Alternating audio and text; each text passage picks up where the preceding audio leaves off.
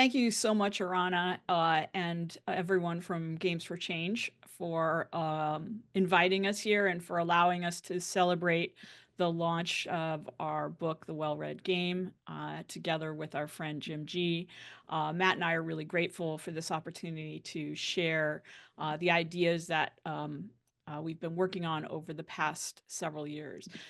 In fact, this book actually is something that Matt and I have thought about both separately and together for many years. And before we actually introduce our trio, I've been nominated to give a little bit of an introduction to the book itself for those who haven't had a chance to read it, which I assume are many of you since it's brand new. Um, this book is about something that we don't talk a lot about. When we talk about games, we often talk about their formal systems, their features, the things that you can do, the graphics, the wonderful characters, storylines, etc.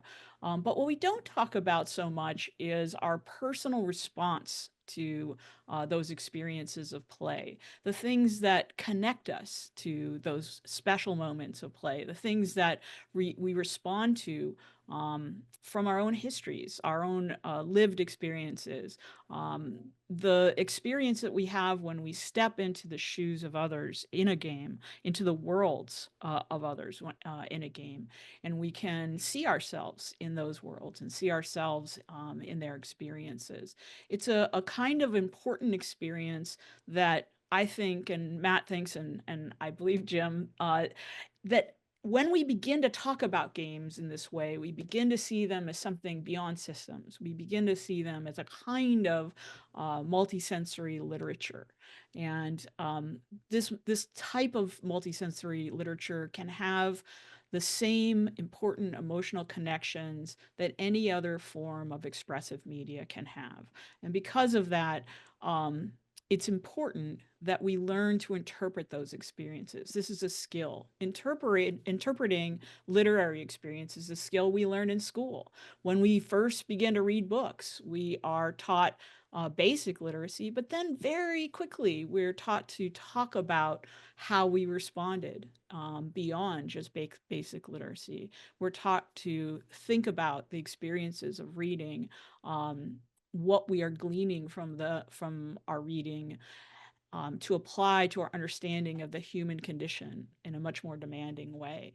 And similarly, we can begin to understand our play in this way. We can begin to go beyond learning how to jump and collect keys and solve puzzles to learning how um, these experiences are metaphors for the complexities of problems that we face in the real world, problems that we see in our society.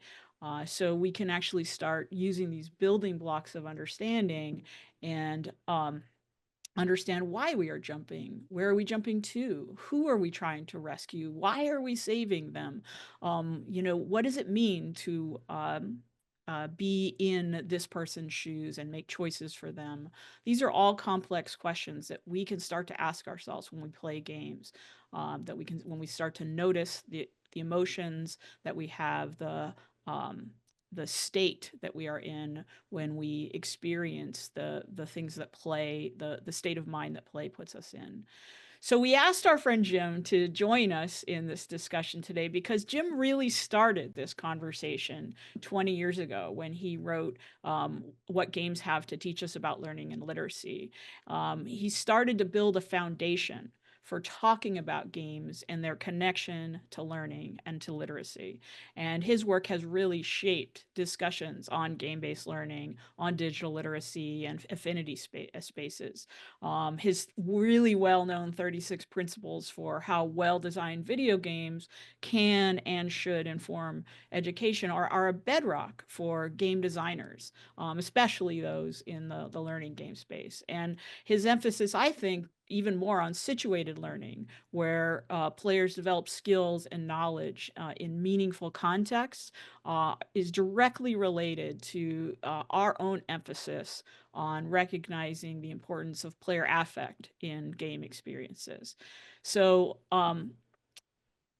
I really think that Jim needs no introduction here, but he is one of the most influential people in this space. And I will just say that I found out recently, and I mentioned to him that we actually crossed over early in his career. And in my graduate career at the University of Southern California was when he was there as an associate professor of linguistics. But he finished his illustrious career as a professor at Arizona State University and a member of the National Academy of Education.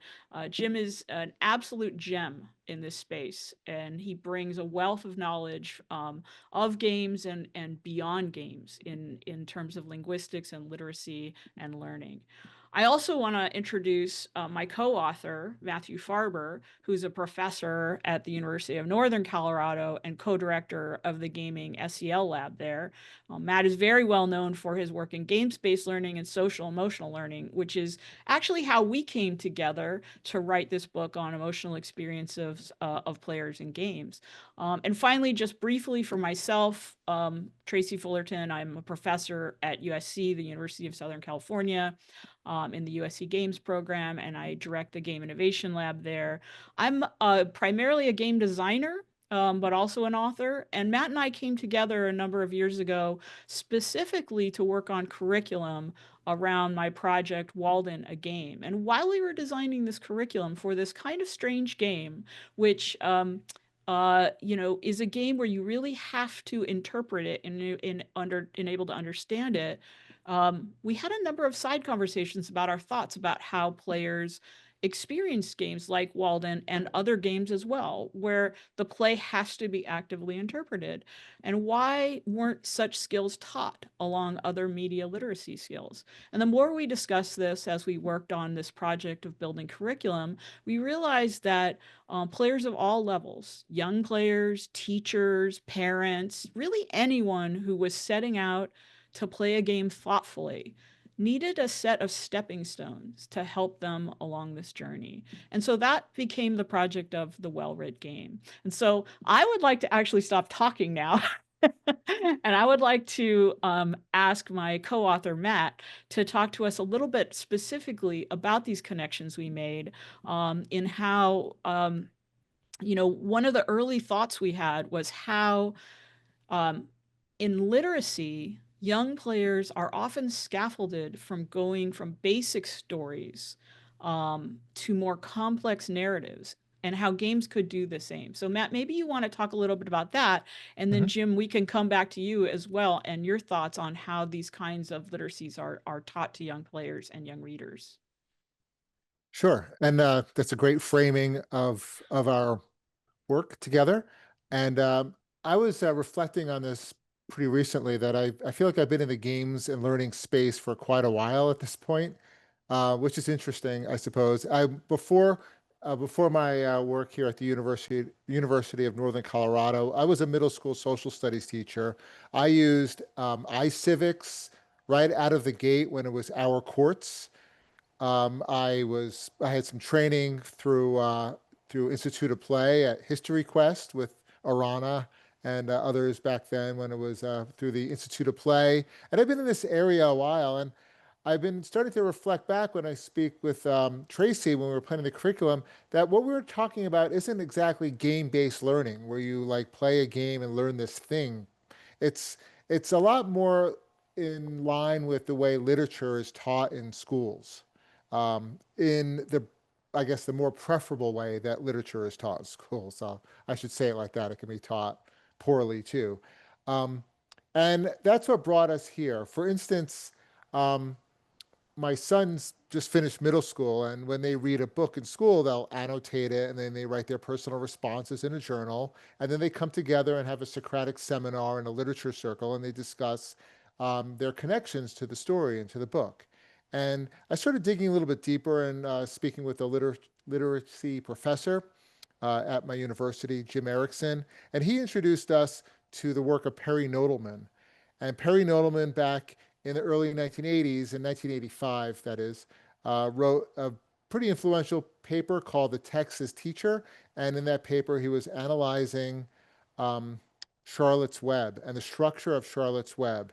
And he has another book that we reference as well called The Pleasures of Reading Children's Literature, or The Pleasures of Children's Literature. I don't exactly remember the full title. But in Charlotte's Web, it's very interesting in that the book scaffolds. So, like a game, the first two chapters are mapped to the to the cognitive mapping, we'll say, of what a child expects of a book, with a sort of a young Fern taking care of the runt pig Wilbur. And in those two chapters, it's kind of like what the expectations are if you're reading a book in the sphere of children's literature of the time. But chapter three shifts, and chapter three is about Wilbur and Charlotte and the other animals and impending doom. And it's a completely different type of story. And what he's doing, though, according to Noodleman, what E.B. White was doing was inviting children to first fill in narrative gaps. So, what is happening between the text? And then that invitation to an acceptance to be okay to create a narrative gap and fill in what you think is happening um, will also then invite personal responses. And those are often aesthetic responses, uh, connections if you've been on a farm, if your feelings towards animals or the food that we eat, or emotional bonds between characters that may not even be related. Like Charlotte is described as a bloodthirsty spider, right? But she's in care of Wilbur in a way, right? So we see these connections interestingly with games as well. Games can invite all sorts of personal interpretations. I think back to Portal 2, right? I remember Portal 2. I remember watching Jim on YouTube talking about Portal 2, and it teaches physics and it does prepare you for learning about physics when you get in the classroom. But I don't remember how to solve any of those puzzles now. What I do remember is that the cake is a lie. What I do remember is the very end of the game when I like won the game, but like the animation and the silliness and all of that took place.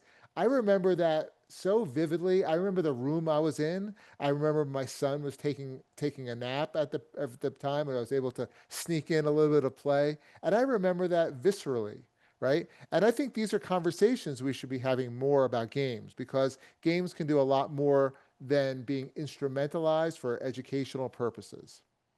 They can be used to create better citizens if we start feeling comfortable about talking about these situations and experiences that we are having personally and collectively.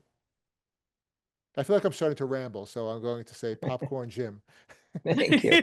Yeah. Well, I agree with everything you've said, and I want to add this. I mean, this is why I'm so interested in your book. If we think about, if I say the word film to you, or literature, or poetry, or music, or painting, I have named in part art forms. But if I say video game, that is not a canonical art form. All those other art forms have whole enterprises behind them, departments, people, controversies, and they are well developed. That doesn't mean we agree on everything, but they're well developed. Why do they exist? Why do we have art at all? Well, Kenneth Burke said of literature what I would say of all art. Art is equipment for living.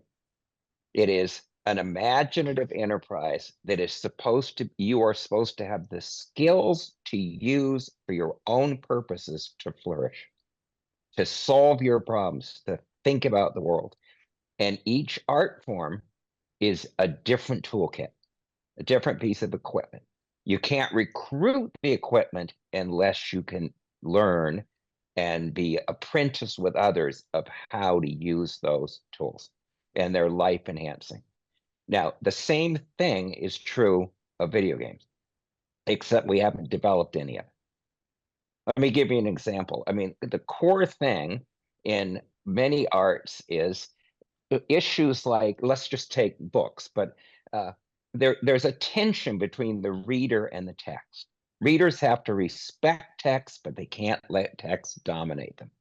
There's a tension between reading as an individual with your unique background and reading socially, in the sense that your readings come out of culture and society. And we've got to understand those processes. Um, there's the issue in every art of what constitutes better and worse, and for what reason. I'm arguing the reason should be what's good equipment for living. So, and also in these other fields, we study how readers are formed. How do you become a reader? How do you become a music aficionado? None of this is true in any systematic way in games. Now, there's historical reasons for that, because early on, as you remember, people were afraid if games became a space of study the way other arts are, it'd be colonized by one of the already well-developed art things like literature. Literary critics would just treat it as content. And that's a fair criticism. But what it did is it stopped us from realizing this is a new and very powerful form that if it's going to live and become very good equipment for living, and I think it's well suited for the world we live in, it must develop the same things around art, but not as any derivative of another art. It's absolutely unique. And later we can talk about that. I think your book starts that conversation, which I wished we had started years ago. I realize why we didn't, and making games, art is part of liberal arts. Liberal arts is supposed to make you liberal, not in the democratic republicans, but in the sense of a citizen of the world who has empathy with their fellow humans and utilizes the knowledge we have developed as a species to help everybody flourish. And games should be in that as liberal arts, and they can't be in there until we develop the same basis for them. And I think your book will be looked at as the first. And I think that I just look forward to people reading this book and accumulating that knowledge and beginning to build a field. And nothing more exciting than building a new field. And I applaud you for starting it. I really appreciate those words, and I love the idea. Of I love the sentiment behind equipment for living. Right. I think that's wonderful. We used a quote from a literature professor talking about why going beyond basic literacy to actually study literature is important. And for me, it resonated really strongly with both what you just said and with why we wanted to start this project. She says, this is from Miriam Karras Cronin from the National Council of Teachers of English, and she writes that it's important for us not just have literacy skills, but to access and produce text that, she says, as Ray Bradbury wrote, has pores.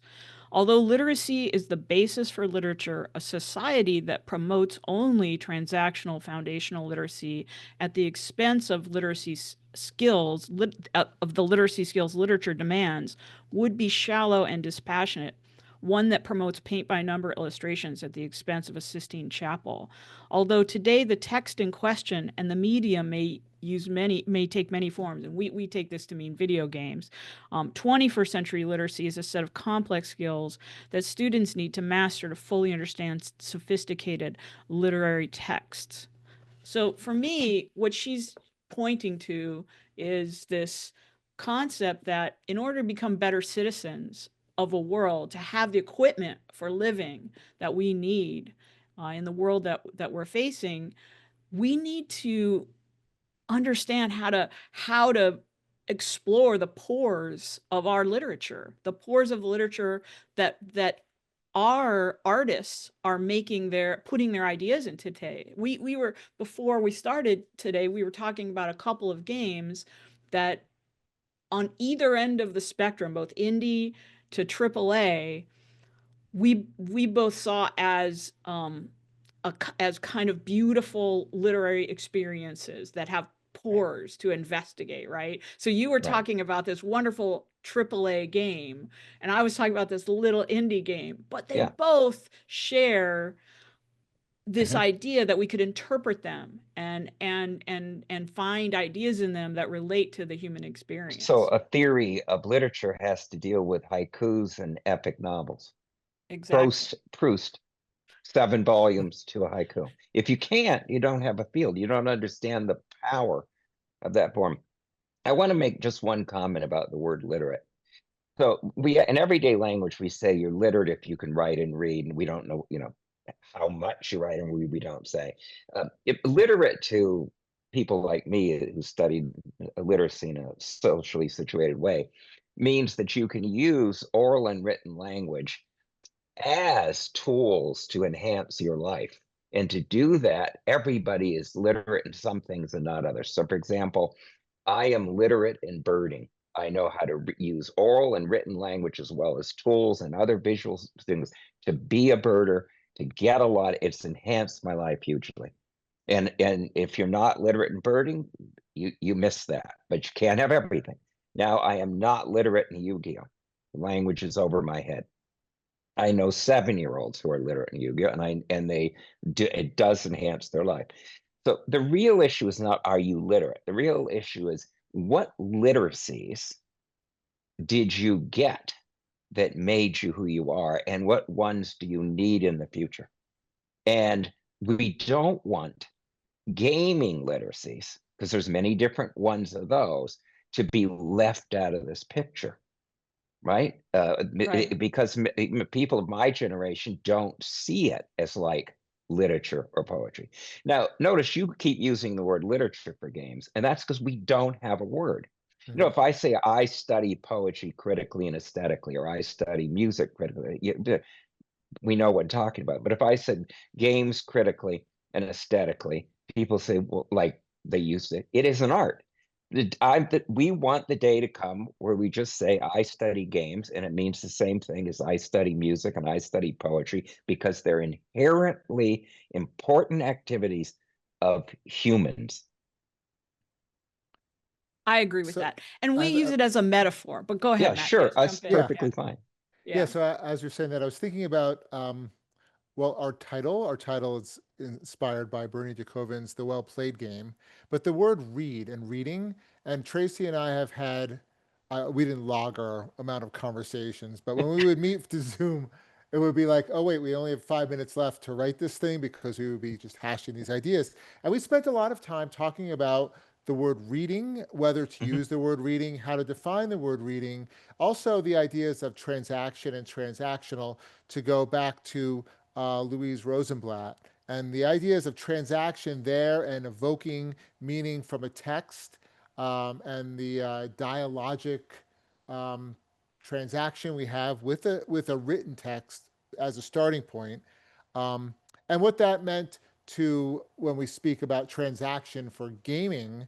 That always sounds different. Over the years, when I would write papers, I would write I would always have a review or two in the back of my head. And I would always write, well, video games are interactive, but then I would always have to write that, well, books and film and television are also interactive because the way they can be interpreted. And it always was in the back of my head, well, you can also do that with games. Why aren't we talking about that?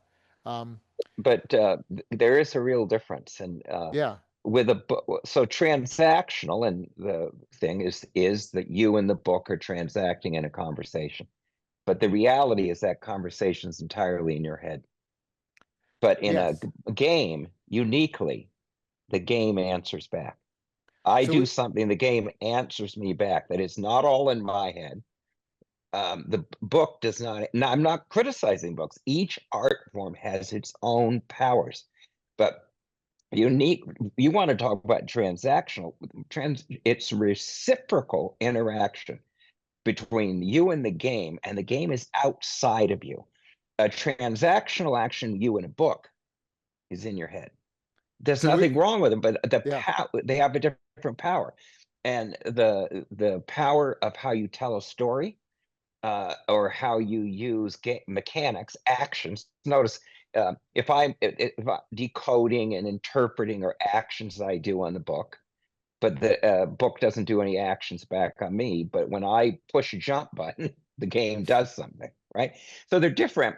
And in a way, you're using transactional theory to understand games. My bet is when we understand transaction in games, theoretically, we can improve our transactional theory of literacy. I mean, that's a Uh, really great point, because one thing you could say is that there is something going on behind the book, and it's the author, but it's Yes, not in real time, it's not in right? real time. It's not in real time. So there And as was you a know, mind. Yeah. the author, it is an incredibly vexed thing of what it means to be an author, because humans, so much of what humans do is unconscious. And we have this quite mistaken view that what a text means is what somebody intended it to mean. Right. You and I don't even know all of we intend. You think you intended X, Y, and Z. 80% of what was going on is unconscious. And so T.S. Eliot used to say, people have told me what my poems mean, and I say, you're right. That's what I meant. It's because interpretation is social and conventional. Is we do it because we share conventions, And it not because we changes in share meaning. intention. I think And text can well, change in meaning they over can, time. so the text can change the convention. And saying it is conventional means we have to be in a social group that agrees on the parameters, and then we negotiate them. So Yeah. a famous example used in court is, what is sausage? Well, most sausage has a bunch of rat parts in it. And if it didn't, it'd be so pure, it costs too much. And if it has too many, it kills you. Well, we decide, not only as individuals, but as a society and a court system, what we're going to make that word mean. And that shows language is public, it is negotiable, and so are interpretations of games. But it's a different type of interpretation. So as you're saying that, I keep thinking about two things. One is that we tried to be very intentional to bring in play theory, Mhm. the history of play theorists, particularly Brian Sutton Smith, who wrote Yeah. about how only the player can define whether they are in a state of play or not. And we have this interesting doodle that we have in the book where we asked a literacy professor, Lawrence Musgrove, who went to his students to have them draw pictures, little doodles about um, what they think reader response is. And we then shared our theory because, as you're saying, that's how it's reflected in our theory, that Mhm. you're playing the game and there is this back and forth with the game, but it is also can evoke ideas in your mind, which the player can also interpret as being in a state of play, as you're playing with Absolutely. ideas and thoughts. Well, And for the people who don't have the doodle in yeah, front of them, maybe we should describe that a little bit. yes, Um, good time so, for so, that. so, yeah, so Lawrence Musgrove took from his students, he gathered all his students' drawings of what happens when you read a book. He's talking about reading a book, and he sort of solidified them into a little doodle. And this doodle shows a book and a little reader, and they're shaking hands. And in the reader's mind, there's a thought bubble that's like, this is their response to the book, right? So, what happens when there's this meeting of a reader, they're carrying a little baggage of their lived experience into the experience. They're, I think if the doodle was more expressive, it would also say that they're sitting in a cultural sort of situated experience when they actually have that. And every Mhm. time you read a book, it's a new meeting. It's a new experience, right? And you're evoking this new thought bubble of your experience reading that book. So then we went to Lawrence and we said, well, Lawrence, let's talk about what happens when you play a game, right? And it's something similar, right? So we have this little controller and the controller shaking hands with the player. And again, the idea is that the player has their lived experience that they're bringing in, and assumedly their lived experience is also that situated cultural experience, right? So we're shaking hands and we're meeting the game. But as you're pointing out, Jim, in this experience, the game is thinking too. So the game is thinking in Absolutely. its systemic way. So we have a little controller button because it thinks in systems. And the player also must think in systems. So they're thinking in the language of the game. But more than that, they're thinking in emotions and they're thinking in critical thoughts. So there's like a jewel of their critical distilled thoughts of Absolutely. the experience that they have. And so our drawing is a little bit more complex because we're saying, yes, we're having this transactional experience of shaking hands with a game at a moment in time with all of our lived experience, and we're talking to the game in its language, but we're also feeling and thinking about that game and taking away that treasure of what it is that happened to us. And that's, for Absolutely. us, we think that's a huge value that's being missed in the discussion currently around Right. games. Let me say Right. 2 points about neuroscience to support you completely.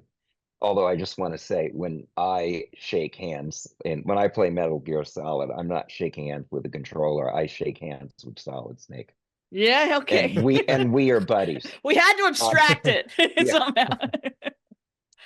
somehow. So we've known for a long time that there's something very odd about humans. Humans learn from experience. The mind, 80% of the mind or more is filled by experience, and so the quality of your mind is pretty much the quality of your experiences. So we really ought to worry about what experiences you have had. However, the human mind, unless it puts in effort, does not distinguish between experience of the thing in a book, a game, a movie, or in real life. That's why you often can't remember. And the reason is all the input the mind gets is when it's coming in separated. I know it come from here. I know it come from there. I know this is vision. And by the time it's being processed, it's all the same thing.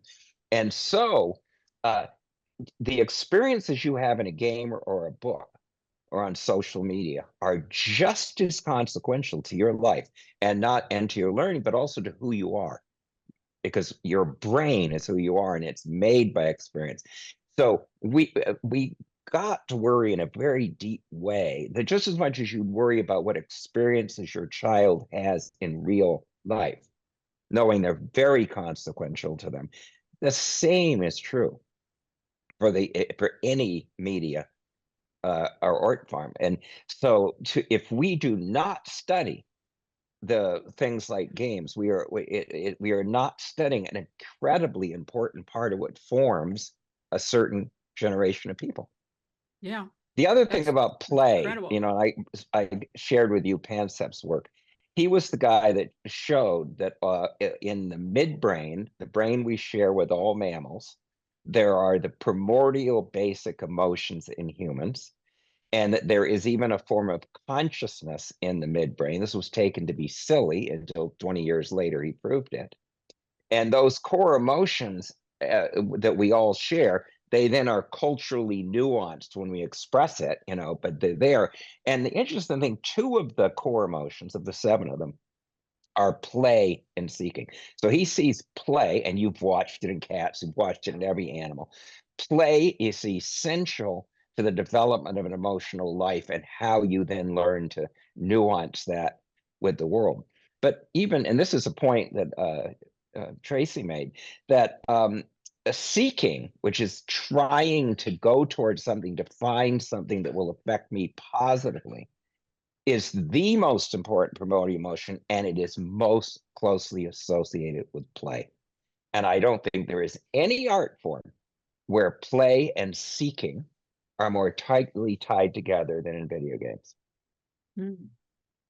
Yeah, that's really actually kind of defines the games I've tried to make. Right? Yeah. To Thank be God. So honest with you, you're making games. Yeah. That's the I mean, unconscious part.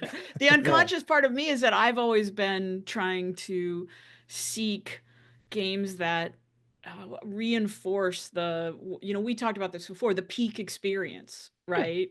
The moment of clarity where you feel at one with the world, where you feel that sense, of understanding, right? And I've Absolutely. always wanted that. That's one of the core things all humans are seeking, because Yeah.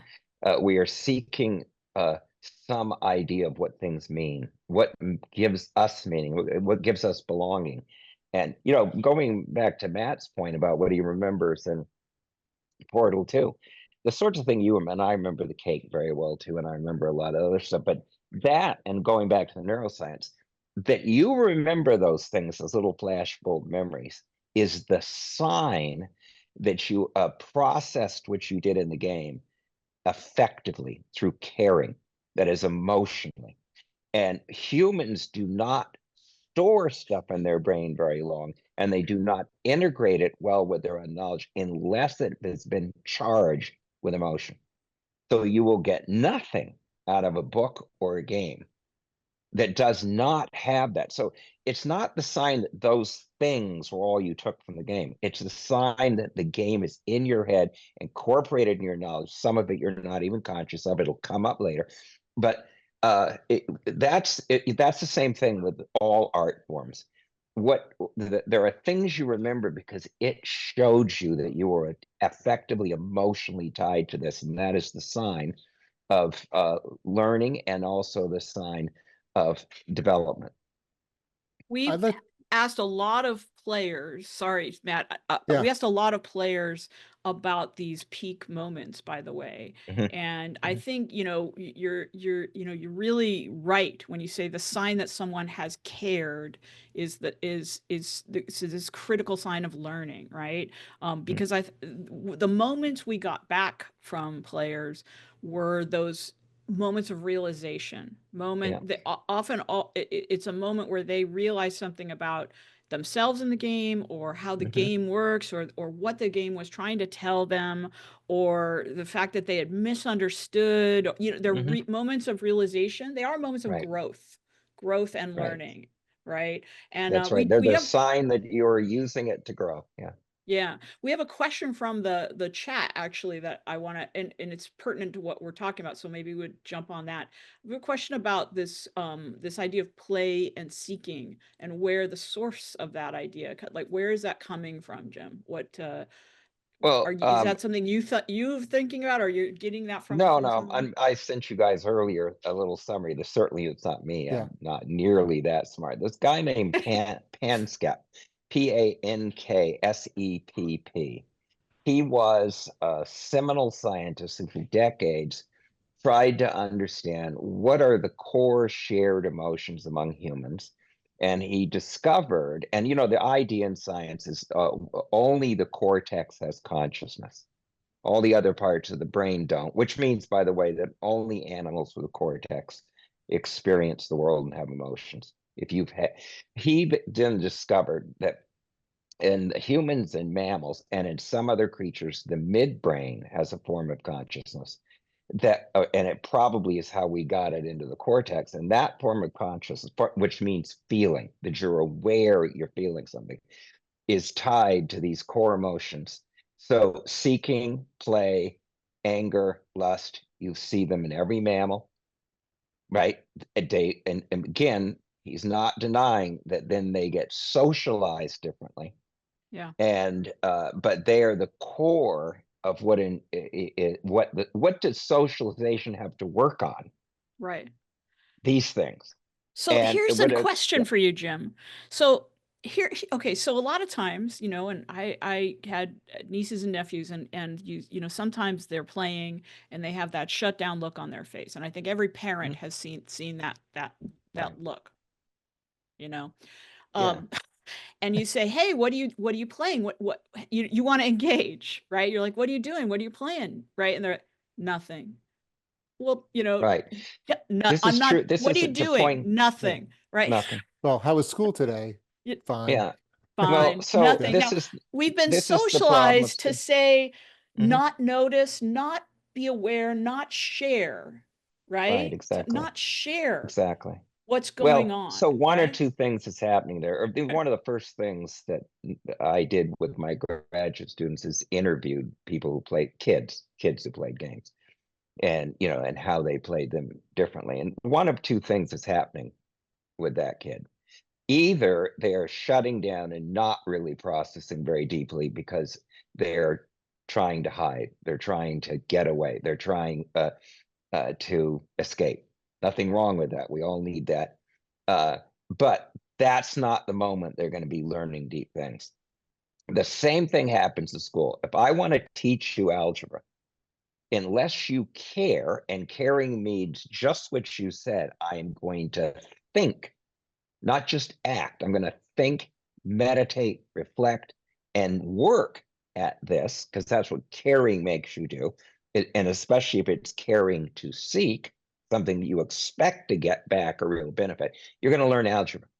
And if you don't trigger that, you're not.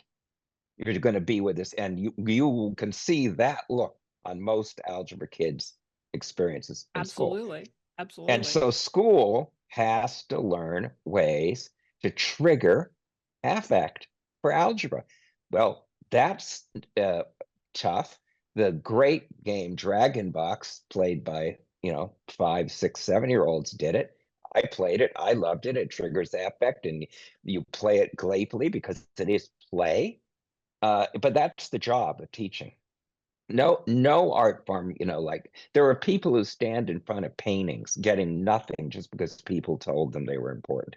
And that's because they're not licensed to think for themselves of what does it do for me? What can I learn from this? And I don't mean this that you should just not learn other stuff about it. But if you get into art in a way, you will find out it's trying to communicate not reality, but some essentials behind reality, and you're supposed to use those and compare it to your experience, your life. But when you take a school-based attitude to the museum, you sit in front of a Cezanne and say, oh, that's got to be great because it's famous. So one of the things we're thinking about, and I would love for Matt to jump in on this because I know we keep cutting him off a little bit here. But Matt, because your son is in school and does these Socratic literature circles, and one of the things we talk about in the book is how do we get from nothing to really allowing players of all ages that freedom to verbalize, to share the something that's really going on, right? Matt, maybe you want to talk a little about some of those methodologies that we talk about in the book, because I know that especially the literature circles are meaningful to you. Yeah, I just came back from a conference and I was just speaking to a room full of teachers, and I got a lot of nodding heads actually when I was discussing our approaches, especially the English language arts teachers and the approaches that they use. So one we discuss is pairing texts. So a text can, and it's also interesting, and I'm happy to say that the discussion of our book was accepted to the National Council of Teachers of English conference coming up in the fall. So, it's good to be embraced by the people that we're championing. But they, the way it's taught is you would have, and this goes back, I'd say, to the work of book clubs in schools that we talk about, and how children have choice about the books that they read.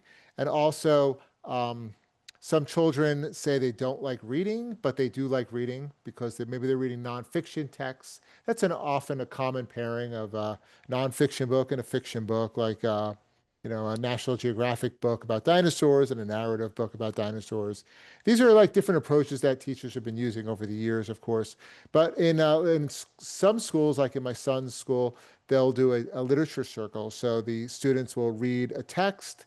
They tend to read the same text. The literature circle is role-based. So it is it's self-run by students, and they each have a different job or role in running the conversation. It's a Socratic conversation, but oftentimes I see in his class, they will read a book, but then they will also discuss a film. So they've read, and thematically, so they will read Fahrenheit 451, which they just read in 8th grade, and then they watch some of the movie Gattaca from the 1990s, which is another dystopian film, but it's not an adaptation of Fahrenheit 451. And they have discussions, and then they bring in what's going on in the world today with book bans. And maybe they listen to other forms of media, podcasts or graphic novels and comics and so forth. And to us, it would seem only natural to bring in a game, um, because it's so much a part of our cultural ecosystem that why not? Why not discuss a game in a classroom? Now, of course, it took many years to bring in graphic novels into schools, right? Which even just calling them graphic novels has its own loaded Because we history. didn't bring any comic books, did we? Right. Yeah. I'm always the person that says graphic novels are novels. Like I say that as a mantra a lot. But yeah, I don't, why not bring in a game? Even if, and it's interesting, we almost feel like we give permission to teachers saying that, You could also just show a video of a game. I used to show clips of Assassin's Creed 3 when I was teaching about the Revolutionary War. They didn't have to play the game, but just to pique some interest and get some conversation going, right? But it's even more so when we're talking about aesthetic and personal reactions and responses to games. After the conference yesterday, a teacher came up to me and said his child was playing Donut County, right? That's what it's called, right? Uh, Yeah, Ben Esposito's, yes, game. yeah, and his child was 8, and they were co-playing it together, so they were playing it and discussing it. And in the game, you basically get clean up areas, clean up, you, euphemistically. But the game was really, really thematically about gentrification of Los Angeles. And he didn't really know that at the time. We just had a discussion afterwards, and it's something interesting he could discuss with his child afterwards. And then he was talking to me how she was reading all the text because there's a lot of conversations that go on underground with the raccoon. I don't remember. I played it years ago. Actually, same situation with my son playing it. And, these are interesting discussions we should be having as parents and children as well as students and teachers.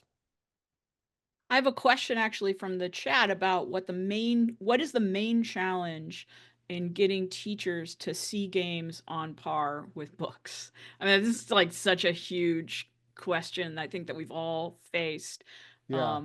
in trying to I, get games I, into curriculum. I prefaced it all by saying this is not game-based learning. This is not gamification. This is not STEM.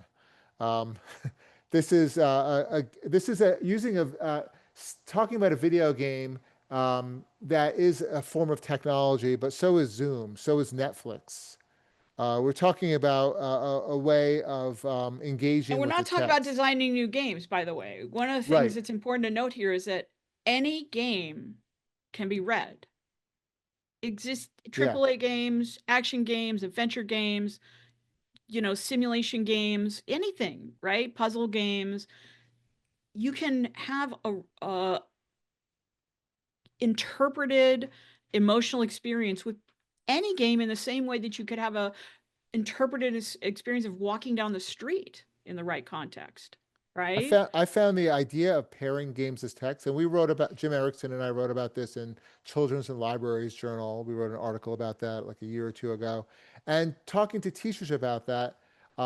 It's just it's something they're already doing. They're already bringing in video and film to support the reading of traditional written texts and books, and those are taught in ways that teachers often want to teach aesthetically. They want students to they come home with books with like little annotation flags, and they keep a reader response journal. There's a lot of literature for teachers and supports for teachers to have students create reader response journals, which look like notebooks with stickers that kids put on, and they personalize it. And they write about how they're feeling and what they're responding to while they're reading a text. And when I position games in that same conversation, I get a lot of nodding heads. And it's a much different conversation than when we talk about using games as instruments to teach. And I also preface by saying that that's also it's not good or bad. We're not saying that. There's a continuum that exists. Yeah. And one other thing, there's some other folks are commenting in the chat here about other obstacles to thinking about, bringing in games at a sort of equal level to other media, standardized tests, grades over portfolio, sort of more open-ended learning experiences and project-based learning, etc. I would say there's also cost and there's infrastructure, right? So just as an example from my own personal experience, creating the educational version of Walden, the full Walden game it takes about 6 hours to play. So you could play it in about the same time, by the way, as you could read the book. We were giving it away free. So you could get the book for free online too. So there's parity there. But you needed a gaming console or a computer with 3D technology to get it. right, to play it. So the infrastructure was key. So when we went to create it for teachers, we had to make it work on Chromebooks, which, if anybody knows, is basically like less than an old, calculator, right? I mean, it's less computing power than essentially your phone, right? Your phone has more computing power than a Chromebook. And we had to make it so you didn't have to install it. It had to be free. It had to be one click to entry. You could not have to have any IT person involved, because otherwise a teacher couldn't do it, right? They'd be using too many resources, right? It also couldn't be 6 hours long. Even though a book can be 6 hours long, a game had to be between 15 and 20 minutes to use, right? Because that's how much time of free time they would have in their already standardized curriculum, right? So there's all these gating issues around extra things, right? Extra media in classrooms that it goes beyond whether it's a game or not. It's just the hard facts of how we've structured formal learning in our society to be rigid and standardized, right? So Tracy, if I could say one thing building on that also is that, and this is something Jim Erickson, also the literacy professor I work with, has brought up, is that these games need to be invited into the classroom. So you would need to invite into a literature circle. And I'm also thinking, because that values what a game is, but I'm also thinking this is like adjacent, I suppose. But my son's math teacher was also at this conference, and she gave a presentation that I found fascinating. She was dressed as a character from Legend of Zelda, and she brought two of the high school students with her. And the class is called The Art and Science of Cosplay. And what she did was she noticed that it was mostly boys that were signing up for the STEM classes and coding and all that. And she just did away with that. She wrote a small grant, and she created an affinity space in the school of cosplay. And the whole course is taught on cutting out foam boards and using and sewing and going to thrift shops and seeing what other communities are there online and in the town, and creating this system. And while she was doing that, she was teaching, make code and microbits and little LED lights and all of that. And it created a safe space for students that wanted to dress up and wanted to try on different identities, right? So I So think it's, beyond the classic audience. yeah, it's Yeah. beyond the classic audience. It's beyond the technical and logistical barriers, which I think can be overcome. It's about creating conditions and inviting these systems into the classroom. And I think a lot of teachers are ready to do that, but I think it's Yeah. about how it's framed. Well, and also, like I'm saying, a lot of teachers don't have time, right? So the way that their curriculum is structured, Mhm. they would love to do things like that, but they need to do it within a certain amount of time, right? Um, there's some mention, by the way, in the chat of the irony about the fact that we're asking people to read games when one of the biggest crises in education is that students can't or won't read, um, uh, to the extent that previous generations, did, right? So That sounds like a gym question. it sounds like a gym question. It's like, did we pick the wrong metaphor in a way by picking a metaphor in crisis? We said we picked the idea of reading games, because I've personally felt like it was the closest to what I feel happens when I experience a game at its fullest. I feel that I Right. read films. I feel that I also am reading music. I'm reading art, and I felt it was the closest metaphor to use And there's there. this Well, I backdrop mean, of sorry, of in schools of science of reading, right? right. That's the backdrop that we're against, I suppose. Well, the trouble is reading has so many words, and reading to some people means just decoding. To other people, it means comprehension. There's reading as decoding, but there's also a reading, giving a reading to something, which is an interpretation. And we only teach people to decode so they can go on to do readings.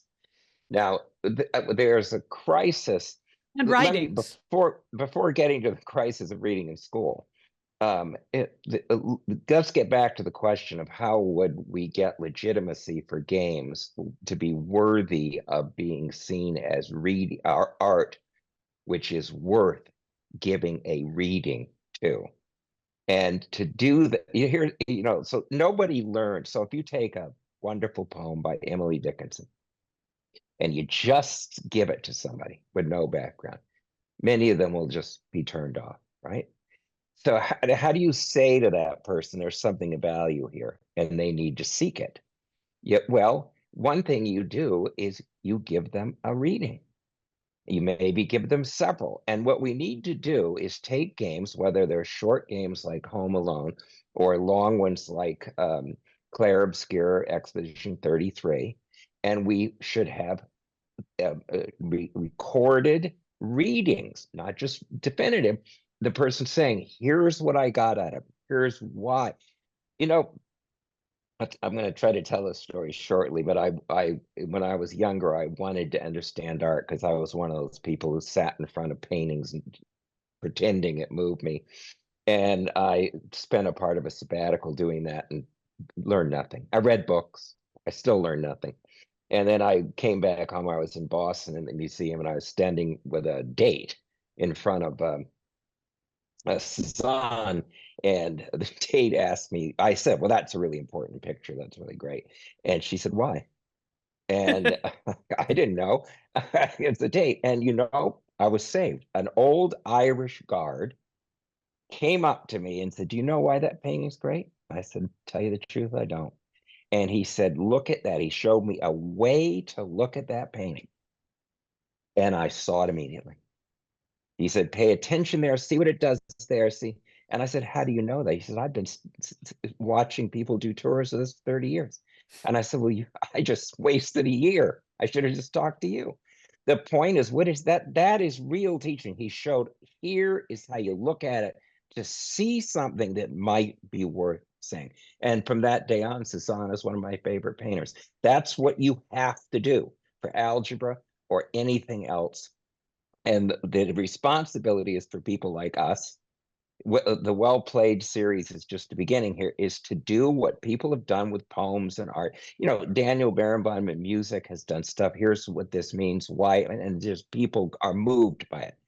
We've got to start doing that if we want credibility for this.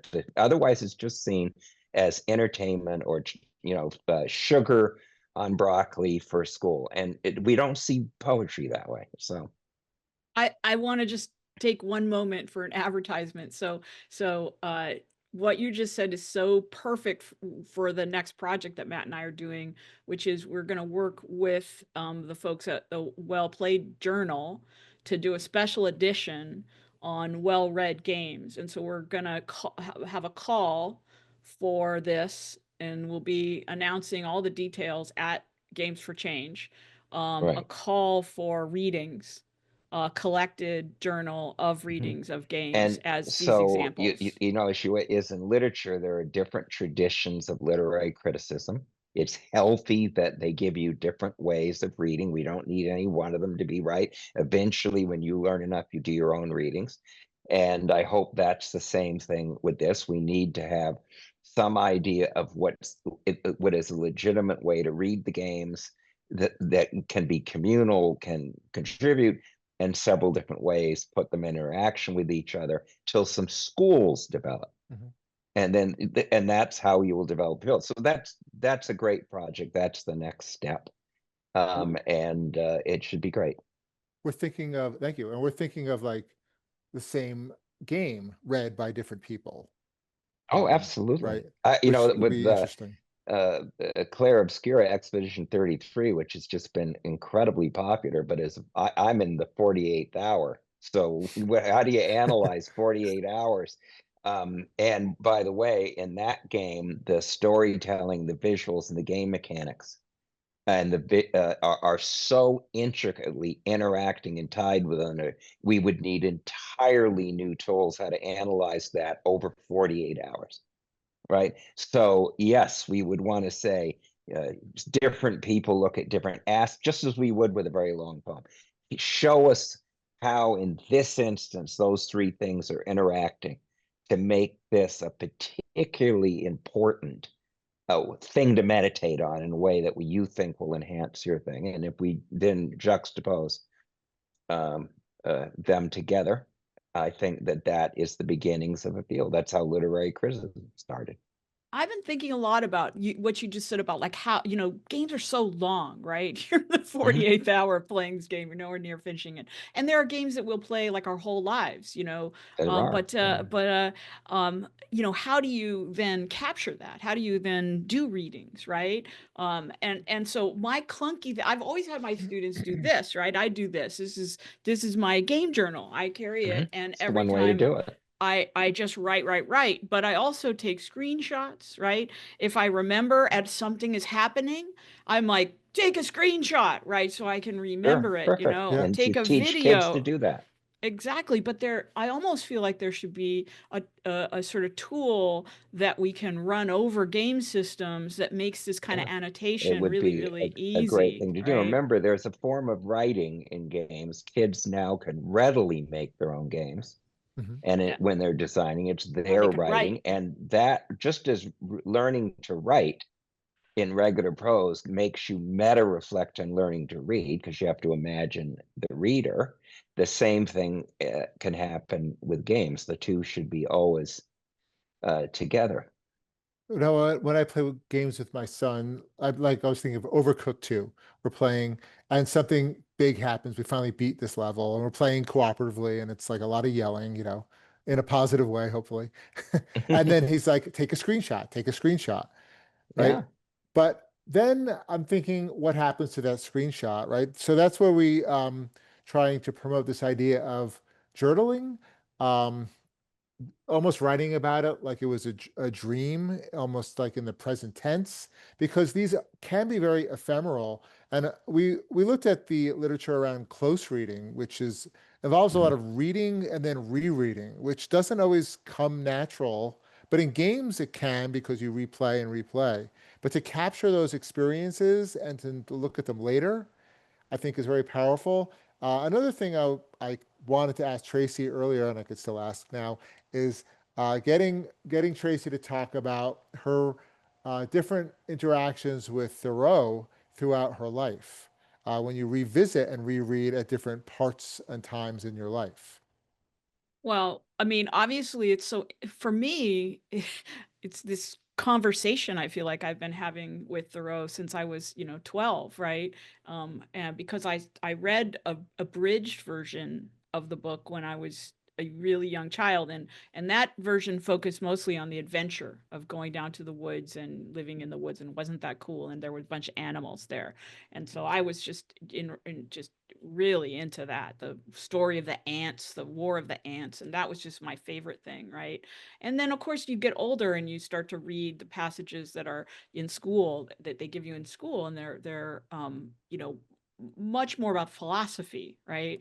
And then as a young punk, you're like, oh well, he's such a hypocrite, and because he goes home, his mother does his laundry, and I'm in this sort of antagonistic relationship with Thoreau, right? And I read him again then as an adult, when I had really been working hard, and my life was sort of out of balance, and I started to pick up on his themes about how we live in a more, we need to understand and value a balance in our life, and a relationship with nature, and a relationship with people, but also a relationship with truth, right? And be living our own truths, right? And that was something that's what led me to, in many ways, write in my own language, my language of games, to write about my relationship with Thoreau, and to start to make this game about this journey that I'd had, reading and rereading and thinking about the different layers of what he was discussing. And when I wrote my version, my game is really this continued conversation with Thoreau about what does that mean to go and live simply in nature, and what does it mean to not have a lot of, to know that we don't have infinite time, that we can't do everything, that we have to, you know, do the things that are of value to us, right? And so it's, to me, it's really interesting to have this conversation with a written text, also with the place itself, because my extended family lives near there. So with the place where it was written, and Mhm. then the text itself lives near me up in at the Huntington Library here in Los Angeles. So I've actually had a physical relationship with the actual written text, and then to write my own interactive text around that. And it's been actually this really fascinating journey to read, to reread, to interpret, to try to apply the understandings, and then to write about it interactively. And I, you know, in many ways, that would be my greatest hope for people becoming well-read readers, that they would be able to have these long conversations with the text, which are the games, these long, to play them, to replay them, to think about their meanings, to apply them in their lives, and then maybe to write their own versions, right? If that was their choice, right? To become well-read readers, I think in the end analysis, the reason to do it is to become a better version of yourself, to become a better citizen, eventually to become a better communicator about the ideas that you care about, right? So to me, that's, I mean, you asked me to talk about it. That's why I'm so passionate about this project. Um, the I wanted to actually get to one last thing, and that is this discussion about in the end of in our I sort of already led into it, but in the end of our book, we talk about why should you become a well-read reader of games, right? Uh, why not just play games? Why not just have fun with them? Isn't that a beautiful thing? And really, it is a beautiful, beautiful thing, right? And in the book, one of the last things we talk about before we sort of come up, we talk about texting. We talk about players who don't fit in games, who are not spoken to by in a way, the authors of games. We talk about, for example, players who are not seen in the characters, players who uh, um, don't feel like they belong in the worlds of the games, and who play against what the games are trying to say. And so I wanted to talk a little bit about that value, like especially now, here I am sitting in Los Angeles, where supposedly folks are playing against the system, are standing you know, standing up for their rights against the system. What does it mean to, when you read something, to disagree with it in a game? What does it mean to have that experience? And I wondered if you two had thoughts about that. I think that's a crucial issue for this literacy thing. So, you know, if you're reading a book, you may, if you're reading Mein Kampf, you probably don't like it. But the point is, if you're reading a book, that you can be a compliant reader. That is, you let the book guide your reading and you try your best to be the reader the book wants.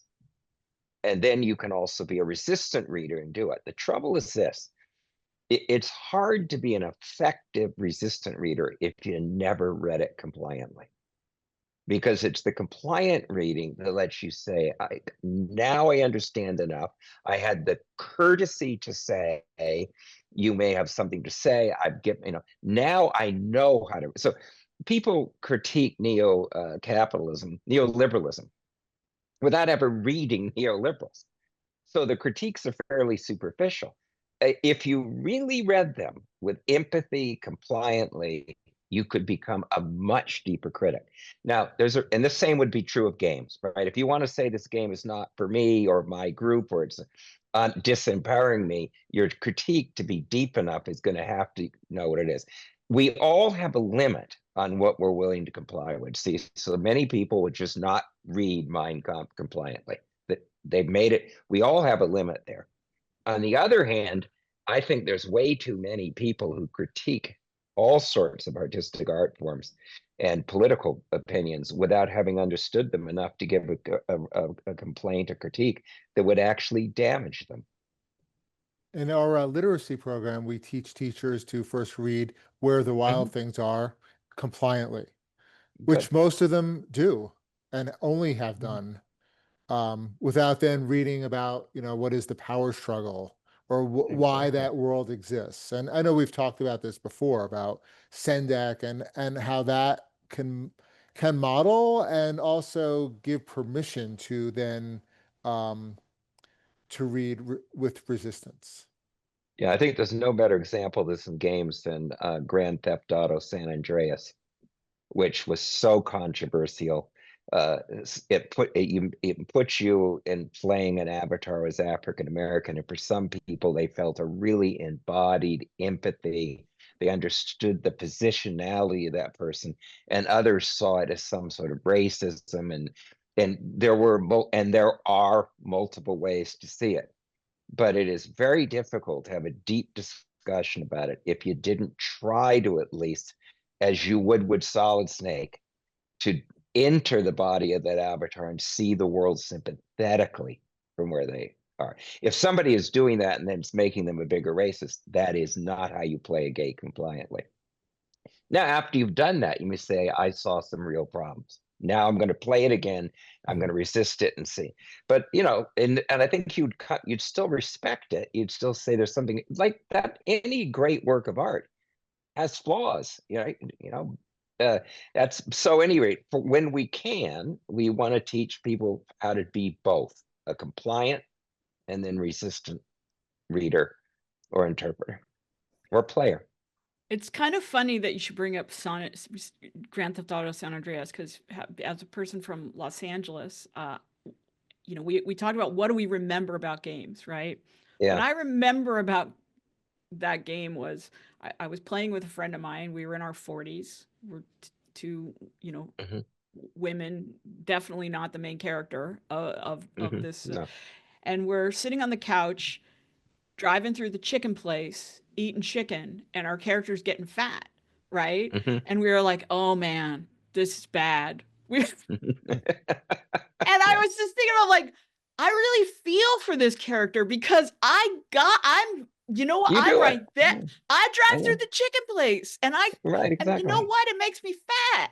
And And I'm not happy. so then you saw that your emotional reaction didn't have a lot to do with race, color, gender, or anything else. It had to do with a certain human orientation towards these sorts of experiences. Fast food. It was making me Yeah. fat, Well, it's killing the whole country. So It was, and it is, and I was like, and that was like this huge beat, and we laughed about, we're howling about being 40-year-old women playing chicken eating young gangsters in the streets of fake LA, but it was real. We had a yeah, connection to that character.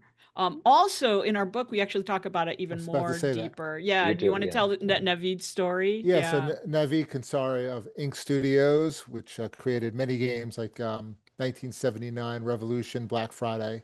A few years ago, he was on a Zoom with us, with some students of mine, and I happened to have the recording of it, and we shared it back with him. But he shares this experience because he worked on different games as a cinematic director at Rockstar at one point, and he shares this story in when he was in Iran in 2006. He met a young woman who was playing Grand Theft Auto San Andreas, and she said that America must be the most amazing place to live.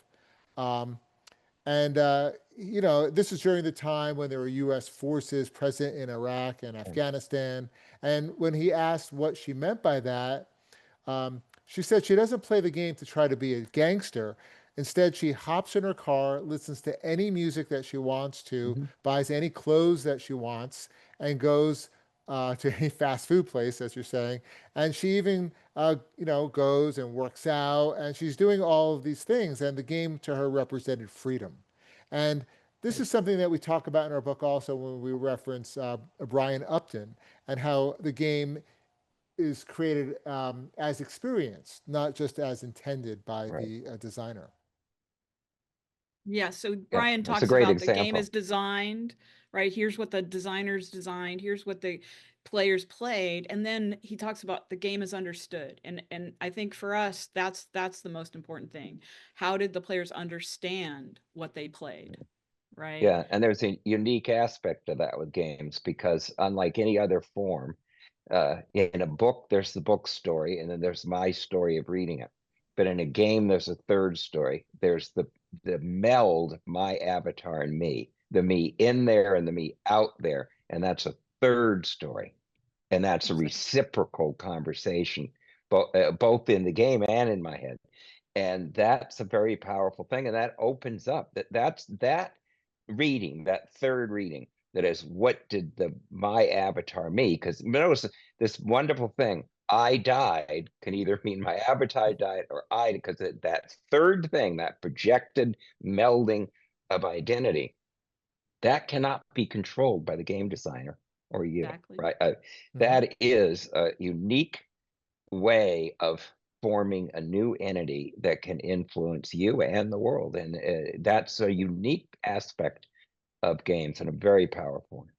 And I think, at one point when we were talking before this conversation, we were talking about, sort of some folks have critiqued the idea of reader response as being kind of the anarchy, right? Because Mhm. the idea is you can, when you read a book, if you think anything your reading could have very little to do with the book itself. It could be Right. sort of this anarchy of experience. And so Mm-hmm. some folks have critiqued the very idea of reader response because it's too much of an anarchic sort of non-structured reading, potentially. Yeah, Not always, but potentially, right? And like you say though, we have to be compliant first. So we so do. We have to have we have to respect. be So it's like a respect for the conversation between text. humans. If We have I'm to respect for conversing the with text. you, respect for the text, and just as you would in a conversation, I have to start by respecting you. You respect me. We try to align, and then we discover where we can disagree.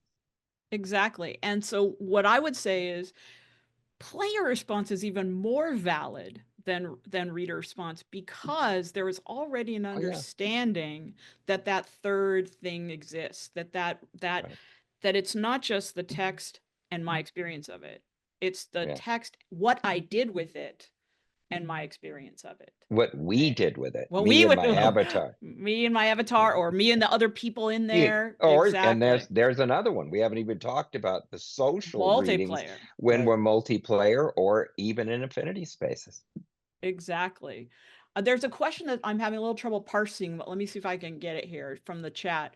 With Mm-hmm. so many games and varieties of experiences and potentially divergent readings to consider, how can we maintain relatability and empathy between people when facilitating such discussions? Okay, I think I understand now that I've read it out loud. It's a good Um, question. it is a good question, right? And I think this goes back to the idea of the literature circles and the discussion groups, really. Yeah. How do you talk about something when we all played something in a different way? In a way, we Right. talk about how, I mean, I guess it's, it could be, can be, it is highly toxic out there when we talk about some games and communities. And, there's, with books, we wonder where are the book clubs for games? I went in a presentation I did yesterday, I shared some standard book club questions that you would get in the back of like an Oprah book club book or a Reese Witherspoon book. And I just crossed out the word book and put game. Like, how will you think about this in years, or and Yeah. so on and so forth. And we don't have these small groups. We do have affinity spaces. There are Discord channels and there's Twitch Mhm. and so forth. But where are the smaller book clubs? Where are the meetings in libraries? Where are maybe having a designer of a game come in and also be part of the book club To a discussion reading. for Yeah. reading? Yeah. the, And the- in a kind of, I know it's like an idealistic or kind of a micro way of doing this, but it exists with books, and books come with book club discussion questions, and games on Steam tend to not. Well, I But a also game would like just Home say, Alone would do it. Yeah. Home well, Alone would be great for a group of people to play, and absolutely. And I just want to point out, as we have to close pretty soon, but the many of the games at Games for Change are would be great for doing readings. yeah. And we are going to do one at Games for Change. Matt and I are going to do a reading of Closer the Distance, Great.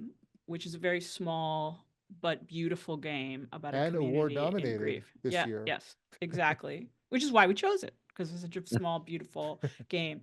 But I just want to say that just because there's so many potentially divergent readings to consider, doesn't mean we shouldn't try to have these conversations. If anything, practicing having negotiating divergent readings of a situation is something our Absolutely. society lacks, and it's something our society needs to practice. We need to Absolutely. practice negotiating divergent readings of situations. And if we can begin by doing that with games, then we Yeah, should, because we need perfect. to do it in a safe space. And I think I we're was pretty about much to at the end. click the 100 emoji for that. You 100 Yeah, emoji. Yeah. perfect. So do you guys want to have anything in closing that we're going to say? I think we're wrapping up now. But anything you'd like to finish with to say to our group? I think what you just said is great. That our politics are a good example of what happens when we can't, with empathy, begin to negotiate across difference. And art is one place where people do that when it's not an elitist thing. Exactly. It's what we have art for. That's Learn to what we have have art for. conversations about Yeah, important ideas, right? right. And I have two closing thoughts. One is, minor self-promotion, but on the website that supports our book that we are adding materials to, we realize that some scaffolds are needed. So we did provide so far a brand new PDF on there of different types. It's not like, the only questions to ask, but different types of questions in player response to ask of others. Wonderful. Yeah, and the other bit is something we've been ending some of our talks with about the ideas of Rosenblatt and Dewey, like the why, like why we need a society that is open to thinking about other people's thoughts, and how that is something that was talked about a century ago, and Yeah. now We need more to important than practice ever. even Yeah. more. Exactly. Well, listen, thank you obviously to Matt, and thank you so much to Jim Thank for you for joining us having me. in this conversation. Loved it. And thank you to Games for Change for hosting it, and to everyone who was able to attend and hopefully will be able to watch this in the future. I think we're planning to put this conversation up on our site for folks in the future. Thanks all, and stay safe. Yeah. Yes. Thanks a lot.